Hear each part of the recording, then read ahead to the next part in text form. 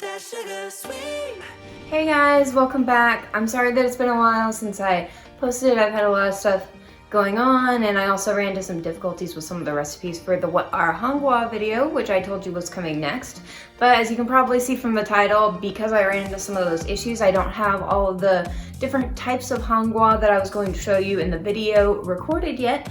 So for now, I'm going to show you different recipes that I was able to record that I'm going to be showing you in the What Are Hangwa video, and some of the savory recipes that I started on. And we're going to go ahead and talk about Japchae today. And Japchae is glass noodles, vegetables, and meat, although you can do it without the meat if you do it as a side dish, like you see in Korean barbecue restaurants. But today we're going to talk about how to make it as a main dish.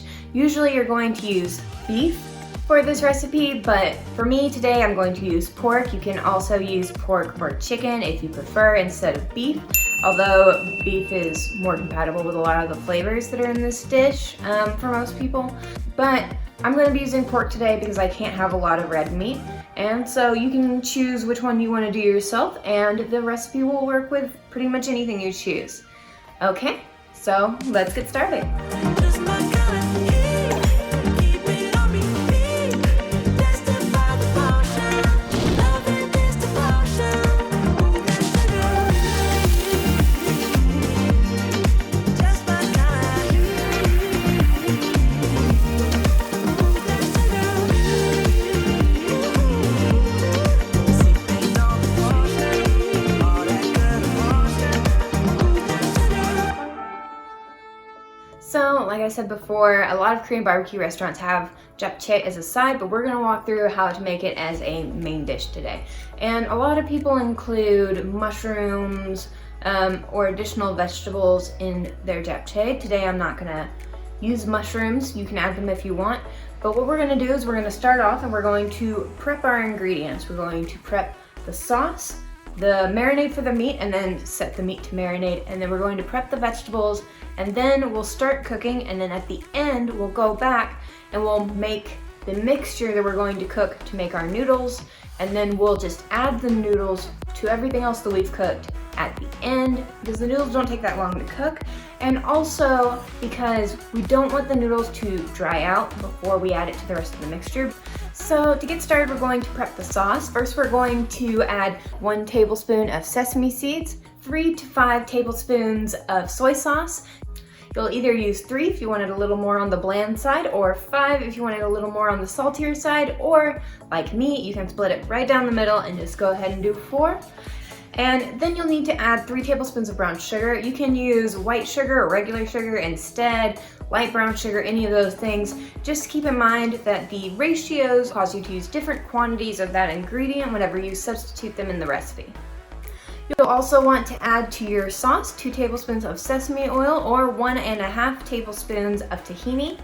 Tahini should be used in a 3 to 4 ratio whenever you substitute it for sesame oil, so you'll use 3 of whatever the quantity is to 4 of whatever the quantity is of tahini to sesame oil whenever you're substituting it. That's why we're going to have 2 tablespoons of sesame oil or 1.5 tablespoons of tahini. You'll also want to add 2 teaspoons of minced garlic and black pepper to taste. We went ahead and used 1/2 teaspoon of black pepper, so if you're not sure how much you want to use, you can go ahead and start there, or you can wait and add your black pepper later to your dish individually. Because we're making japchae as a meal instead of as a side, we're going to prep some meat for our japchae, like I said earlier. So I'm going to be using pork. A lot of people use beef. It's more traditional and it's a more ideal combination with the flavors that are in the dish. But we're going to create a marinade for that. So to create that marinade, we're going to start off, and there's a lot of the same components that we had in the sauce that we created earlier.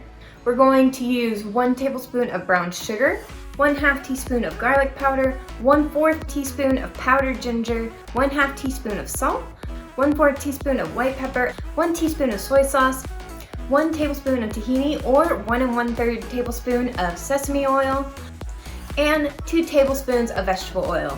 We'll take those ingredients and we'll mix them together in our bowl, and then we will put the sauce and the meat into a bowl together and go ahead and mix those together and let it rest while we prep our vegetables that we'll use in our stir fry later in the dish.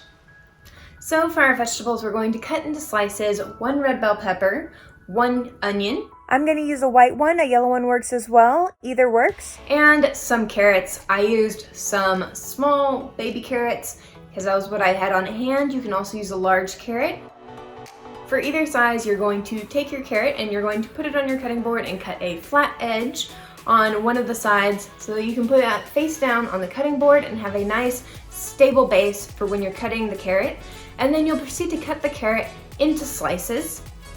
And then you'll turn it sideways and cut it into slices again to create nice thin strips like a julienne cut. Once you've finished cooking your vegetables, you can keep your onion and your red bell pepper in the same bowl together because we're going to add them at the same time when we're cooking our vegetables later. But you're going to want to keep your carrots in a separate bowl so that you can add them separately after the onions and the peppers have had a little bit of time to cook later on. Next, we're going to go ahead and we're going to start cooking our meat that we've had marinating while we've prepped our vegetables.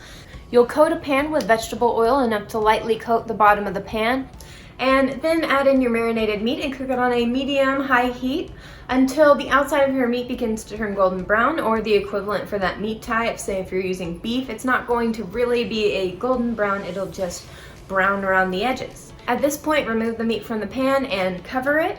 You're going to keep the pan or the bowl or whatever you put your meat in covered while it's cooling off because you don't want all of that moisture that's steaming off of the meat to escape while it's cooling. While that happens, you'll be cooking the vegetables and glass noodles with your prepped ingredients by first filling a pot with water and beginning to bring it to a boil. Then coat your pan with a thin layer of vegetable oil once again. You'll add the prepped onion and bell pepper slices and cook, stirring occasionally, still on medium-high heat, until your onions begin to turn translucent. They don't all need to be like that, but some should reach that stage before you add your carrots so that they can briefly cook and soften. While the carrots soften and the vegetables continue to cook, we're going to go ahead and start prepping our glass noodles. So Korean glass noodles are made with sweet potato starch. I'm going to be using some mung bean starch today because I just was able to get that a little bit easier, and it's still a method that's used to make glass noodles. It's just more common if you're using it to make glass noodles in China. So today we're going to use our sweet potato starch or our mung bean starch and use 1 cup of the starch and mix it with 1.5 cups of water and a teaspoon of salt just to help with that chewiness and the texture and the flavor of the noodles so that it's not completely bland, separate from the sauce and the vegetables that we'll be tossing it with and the meat later. So we'll take our starch, water, and salt that we've put in our bowl and we'll thoroughly mix it together to create a nice, even liquid mixture that we're going to use to create our glass noodles. And we'll find a circular pan, or if you don't have a circular pan, something that you'll be able to spin well on top of the water to put the mixture into for when we cook it in a second. Then you'll use a little less than 1 cup and put that into the container and shake it or spin the pan to get the mixture evenly distributed before you put it onto the surface of the water. And you should still be maintaining a rolling boil because you need the water to be hot enough that it's going to boil off the water in the mixture as it's cooking in the pan on top of the water. Once you have your pan on the surface of the water, you'll spin the container so it evenly heats until the wet shine on top disappears, and then you'll tip the container so that you can get a bit of hot water on top of the mixture, which will cook it, turning it transparent and making it into a glass starch jelly, which once you remove it from the pan, you'll then be able to cut into strips.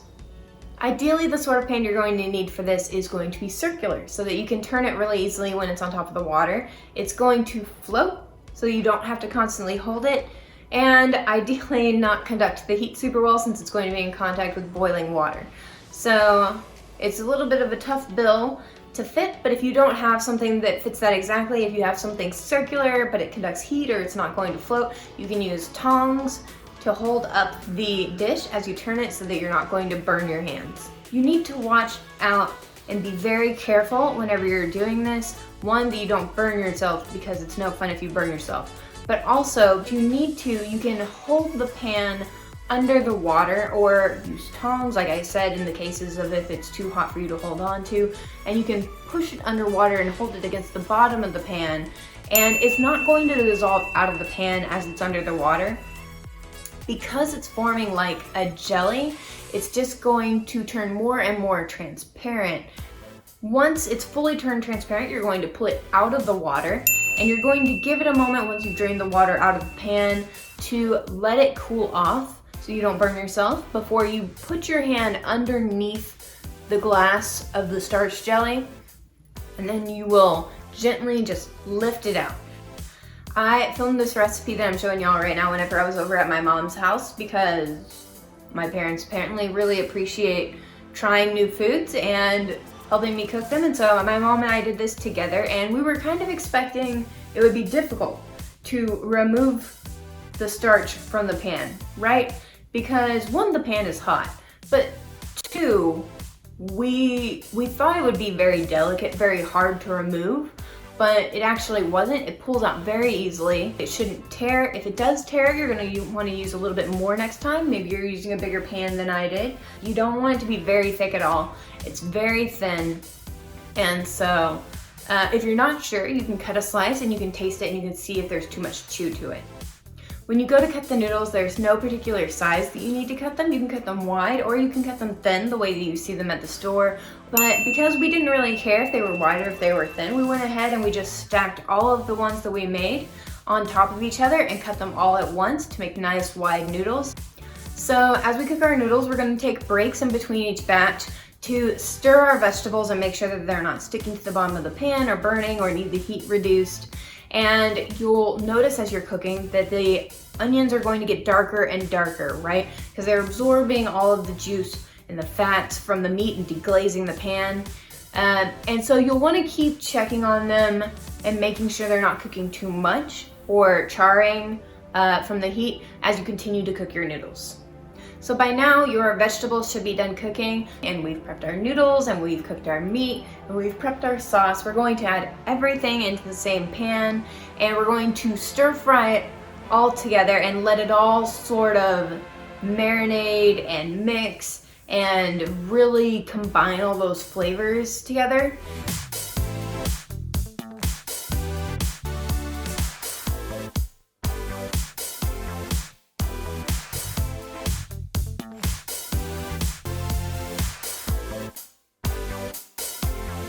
So you'll notice, like I said earlier, the onions have gotten darker, right? Like I said.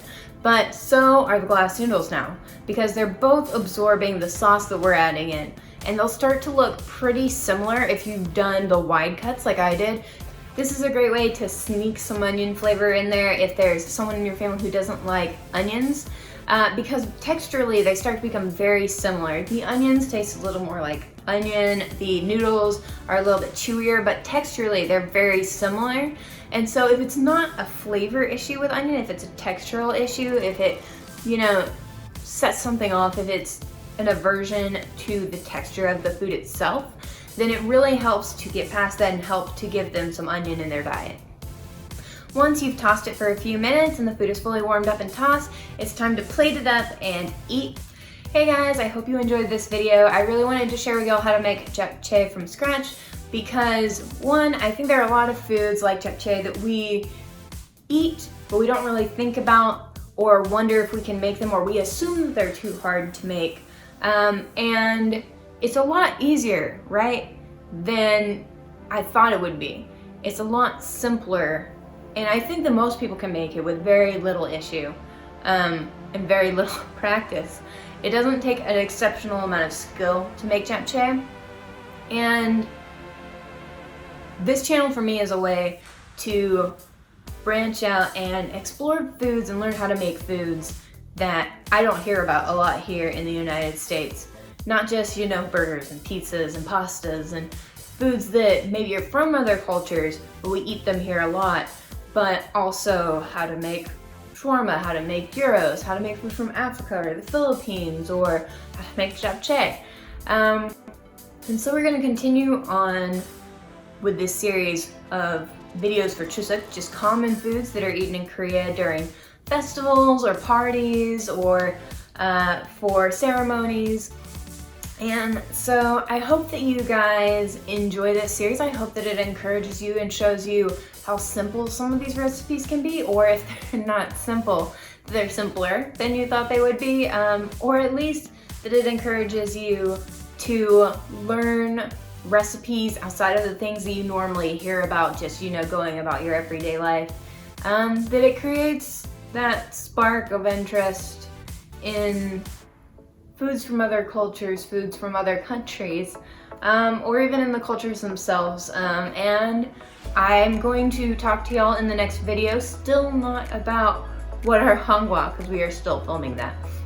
But we're going to talk about how to make Korean rice syrup, which I'm not going to pronounce because I don't know how to pronounce it, and I'm not doing that to you. But we're gonna go over how to make Korean rice syrup before we talk about the next video, which is going to be how to make Korean nut taffy. Once again, will not pronounce because I don't know how to pronounce. But we're going to do it in that order because Korean rice syrup is an ingredient in Korean nut taffy. And so I'm going to teach you how to make the ingredient for the recipe in case you want to make the ingredient at home in addition to making the recipe for the nut taffy at home instead of buying your rice syrup at the store, because it tastes much, much better. So if you liked this video and you don't want to miss those, go ahead and like, share, and subscribe, and I'll see you in the next video. Bye! Ooh, that sugar sweet. You got what I need. Sipping on the potion. All that good emotion. Just my kind of heat. Keep it on repeat. Tested by the motion. Love